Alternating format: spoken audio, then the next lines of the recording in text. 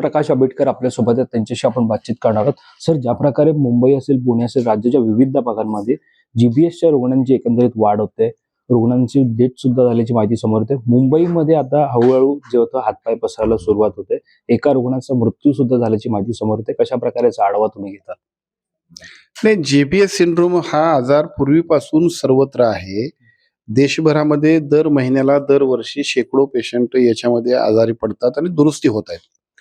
फक्त पुण्यामध्ये ज्या पद्धतीने एकाच वेळेला पेशंटची संख्या वाढली, त्यामुळे संपूर्ण महाराष्ट्रात असं वाटलं की हे कोरोनासारखी परिस्थिती उद्भवते की काय.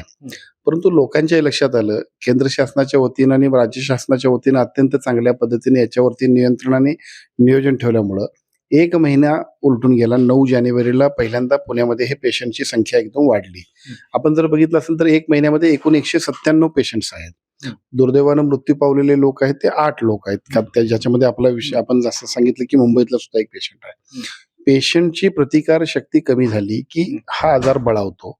याच्याबद्दल योग्य ते औषधोपचार घेणं, डॉक्टरांचा सल्ला घेणं आणि योग्य पद्धतीच्या मार्गदर्शनानं दुरुस्त होणं, या सगळ्या गोष्टी करणं आवश्यक आहे.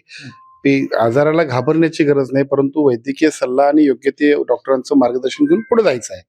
दुर्दैवानं होतंय काय की कोरोनापासून प्रत्येक वेळेला प्रत्येक माणसाला असं वाटतंय की आता ही साथ पसरते की काय, याच्यामुळे आणखी काय होते काय, असं काहीही नाहीये. आणि त्यामुळे आपण बघितलं असेल 12.5-13 कोटी जनतेमध्ये काल आजपर्यंत एका महिन्यामध्ये 197 लोक आढळले, जे की तुम्ही बघितलं तर रुटीनमध्ये अनेक ठिकाणी ते पेशंट्स ऍडमिट होत आहेत, दुरुस्त होत आहेत. आणखी बऱ्याच प्रत्येक हॉस्पिटलला जर तुम्ही लिस्ट चेक केली तर जेबी सिंड्रोमचे पेशंट सगळीकडेच दुरुस्त होत आहेत. त्यामुळे घाबरण्याची गरज नाही. सरकारच्या वतीनं केंद्र शासनाचे आणि राज्य शासनाच्या काही जे SOP दिलेत त्याप्रमाणे राज्य शासनाच्या सगळ्या आरोग्य विभागाच्या यंत्रणेकडनं अत्यंत चांगल्या पद्धतीने वैद्यकीय शिक्षण विभागाच्या सगळ्या यंत्रणेने काम सुरू केलेलं आहे. फक्त प्रश्न इतकाच आहे की ही साथ नाही. ही साथ नसल्यामुळं आपण घाबरण्यापेक्षा फक्त डॉक्टरांच्या सल्ल्यानं पुढे जावं आणि हा आजार बळावणारा नाही किंवा याच्यामुळे एक वाढला पेशंट असं म्हणण्याची सुद्धा काही आवश्यकता नाही. एवढीच माझी आपल्या मार्फत विनंती आहे. रुग्णालय असो किंवा रुग्ण असो, यांना आरोग्य विभागाकडून या आजाराच्या पार्श्वभूमीवरती काय सूचना देण्यात आलेल्या?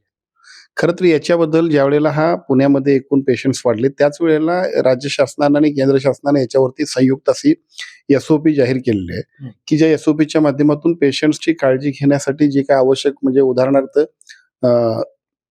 एकूण सगळं जे काय आता आपलं हे चाललेलं आहे, आपण आरोग्याच्या बद्दलची जे काही काळजी घ्यायला पाहिजे त्यासाठी वैद्यकीय सल्ला घेणं, आपल्या फॅमिली डॉक्टरांच्या सूचनेप्रमाणे जाणं आणि समजा तर काय थोडीशी हातपाय सर्दी किंवा ह्या काही त्याच्याशी जर तशा पद्धतीची थोडीशी जर लक्षणं वाटतील तर अशा वेळेला आपण काळजी घेतली पाहिजे. याच गोष्टी करणं गरजेचं आहे.